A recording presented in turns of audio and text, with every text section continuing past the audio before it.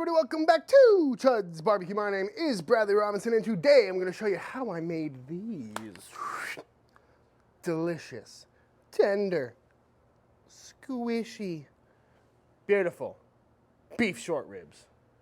Coming up.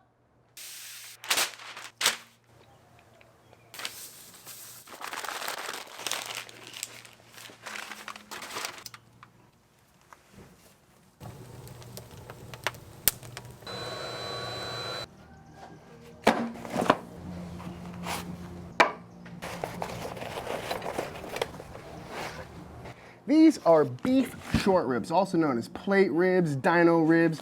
As long as you're not getting chuck ribs, this is what you're gonna get. Chuck ribs are also really tasty. They're just a little bit smaller. So if you're looking for that nice, classic, gigantic beef rib, this is what you're looking for.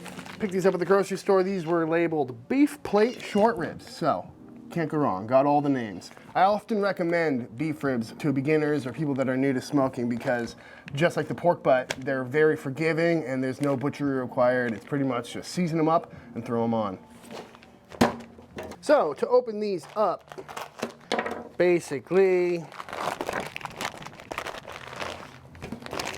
got some really beautiful marbling on there. That's what makes these super tasty. These are located kind of in between the belly and the brisket, so you got some really nice marbling in there. I don't really do much to these. If there's a chunk of fat hanging off or something, maybe I'll zip that off, but I like to leave all of the fat on. It's gonna render down, give us a really nice bark, just like you'd get on a brisket or pork shoulder or something. There's also this big membrane on the back. Sometimes I take it off, sometimes I don't. It's just a matter of presentation sometimes. The thing about the membrane is that it can really help hold these ribs together. Once they get super tender, they want to fall off or slide off the bone. That can kind of help keep the whole rack together. And just like the spare ribs, there's a lot of fat under there that I kind of want to keep in there. Today, I'm gonna leave the membrane on. As you can see, the bones are really thick on this end and really thin on this end. So this is probably gonna pull back a bit. We're gonna have some bones sticking out, but just when we're putting it on the smoker, you always wanna aim the big end towards the fire. Generally speaking, I'm not a big fan of slathers. Don't think they're really necessary a lot of the time, but for beef ribs, I like it because I wanna get a really nice heavy coating on here. I want everything to stick, and especially on the sides where there's bones and this membrane on the back is kind of slick. So I like to add a little slather to this. And usually it's whatever I've got around. You're not gonna add much flavor with it. It's just a matter of getting some tackiness so the rub can stick. You can use oil, mustard, hot sauce, a mixture of all three. I used mayonnaise once, that worked out pretty well. But today, I'm gonna go with some Leroy & Lewis beet barbecue sauce with a smudge label. Give it a little rub, rub, rub. This is just gonna help everything stick and adhere nicely. On sale now at LeroyandLewis.com. This might add a little nice color too. And look at that, it's already got some pepper on it. Rub this in, get the sides. And now it's time to apply some rub. And because I'm a member of the Crispy Bark Club, I'm gonna be doing the same rub I did on the pork butt, which is 2 parts 16 mesh black pepper. You can also find it sold as a table grind sometimes, that's pretty close. And 1 part kosher salt. So very similarly to the pork butt video, which you can find in the corner here right now, I'm gonna do a real heavy coating. Because it's 2 parts pepper, you can go really heavy with it without having to worry about over salting it. And again, don't forget the sides. You don't really wanna rub it in. Anytime you're applying any rub, you don't wanna like massage it too much really. You just kinda wanna pat it on, make sure it's sticking. Shake off the extra, and that's looking real nice to me. So now we're gonna throw these on the pit. As you can see, this pit is already up to temperature and then some. So again, I'm gonna aim the thickest part of the bones towards the fire. We're gonna go right in the middle there. And I'm gonna not look at these again for several hours. Man, I can't believe this is, what, my 8th video? And this is the first time I'm cooking beef? Call myself a Texan, jeez. So as far as the beef rib cook is concerned, it's pretty simple stuff. You're just trying to maintain some consistent temperature. I like to stay anywhere between 275 up to 315, you know. It's a pretty forgiving cut of meat. It's also a pretty tough piece of meat, kind of like a brisket. You typically see short ribs in braises, you know, because they're trying to break down that connective tissue and all that, break down all the fat, which is why low and slow barbecue cook works so well for short ribs. You know, I don't really spritz them too much. Maybe if they start looking a little crusty, I'll hit them with a little little cider vinegar or something like that. I don't have a water pan going today. Sometimes I do, sometimes I don't. I really haven't noticed too much of a difference. Maybe for something like a pork butt, I'll keep a water pan in there for something that I'm gonna shred. But for briskets and beef ribs, I'm trying to get a really nice crispy bark, so we're not gonna be putting any water pans in there today. That being said, beef ribs, super simple cook. Leave the membrane on, leave all the fat on, real simple rub, slather them up if you like, and then maintain 20 degrees on either side of 300 degrees, and you'll have a really good cook. Now I'm just gonna let these go for the next 6 to 8 hours, and I'm gonna go get some welding done, but we'll check back in on these in a little bit. Woo, this 115 is starting to come along. Very nice. Get some grates in. All right, I've been maintaining this fire right around 300 for about 5 hours now. Let's take a look. Oh yeah, very nice bark. Meat's starting to pull back. If these bones ever start getting too dark too, I might wrap them in foil, but still got a ways to go, but the bark is looking phenomenal. So we're gonna go build some grates and then we'll come check back in a couple hours.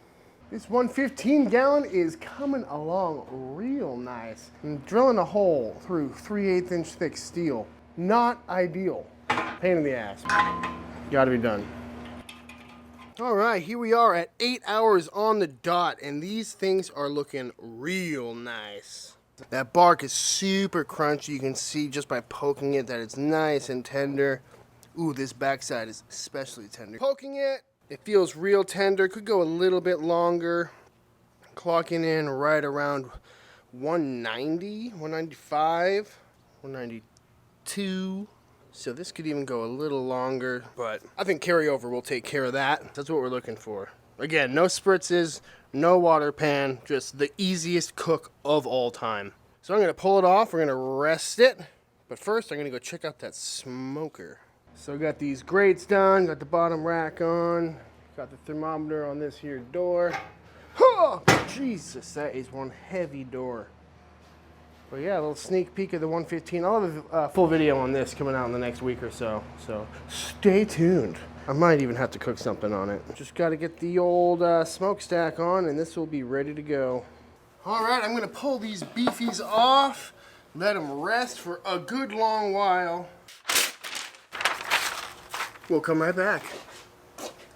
All right, so these beef ribs have rested for a few hours now. As I was mentioning in the pork rib video, a long rest can really save you when it comes to the texture of your ribs, especially with brisket, beef ribs, pork ribs, something where you're looking for that toothsome texture, not necessarily just as tender as possible. A long rest will help kind of re-solidify everything if it's slightly overcooked, or also give you that carryover cooking time if it's undercooked. So it's really a good idea, as hard as it is to do, to let it rest for as long as possible. That being said, I think it's time to slice into these. Now they've got this close-up look here. You can really see how crunchy and crispy that bark is and how everything's really nice and pillowy, really soft to the touch. Underside, kind of gnarly looking. Still peppery, that membrane crisped up nicely. Bones didn't get too dark, which is something that you have to keep an eye on. If you're not burning a clean fire, that'll happen. But yeah, these are looking real nice. Really good crispy bark. So when it comes to slicing these up, I usually reach for a Dexter Russell bread knife, just like everyone else in the barbecue community. I got mine in red, so I can always know which one's mine. Also, it's kind of got like a little Darth Vader vibe going on. Don't be afraid to replace these every now and then, because when they get dull, if you're shredding your brisket or your beef rib a lot, then it's probably time for a new knife. If you look at this bone on the left here, there's about half as much meat because it shrunk in. So if I went straight down and followed the bone, you'd end up with that much meat on there. So I'm gonna go a little deeper, cut at an angle here, cut at an angle here, trying to maximize as much beef to bone ratio as possible. Some people like to slice them upside down. That is also a great move. I like to do that with ribs, pork ribs a lot. But for these, because of the way the meat is shaped, I'm gonna go from the top and just kind of hope for the best. Oh, yeah, looks pretty good so far. And there we go, guys. Some beautiful beef short ribs. This middle one is always the money maker. that's what we're looking for. Nice and juicy, really tender. Hashtag don't squeeze your meat. Really nice crispy bark on there. Good smoke ring, if that's what you're into. Oh, it's like brisket on a bone. Oh, gotta take a bite. On this one, this is one reason why you might want to take the membrane off beforehand, because it's kind of not very attractive. You can always pull it off before serving it, but at the end of the day, all this meat is staying on the bone, and it's looking real nice. All right, guys, and that is my super easy tutorial on how to cook beef ribs. There's really not much to it. Just don't need any tricks or water pans or slathers or special rubs, anything like that. All those things are nice and fun to play around with, don't get me wrong, but at the same time, all you really need to make some good short ribs, some patience, some time, some good wood, really clean smoke, a good smoker, and you'll have a real easy time of making these. And they are super impressive for any of your friends who come over. If you offer someone that, you got a friend for life. That being said, if you give this recipe a try, hit me up on Instagram, let me know. I'd love to see what you guys are cooking. Also, let me know in the comments below what you guys want to see me cook next, or if you have any questions or concerns about what I did in this video. Also, in the description down below, you'll find links to everything I used in this video and in all my other videos. Please like and subscribe, help the channel grow. Hit me up on Instagram at ChudsBBQ. And until the next time I see you, please go cook something outside.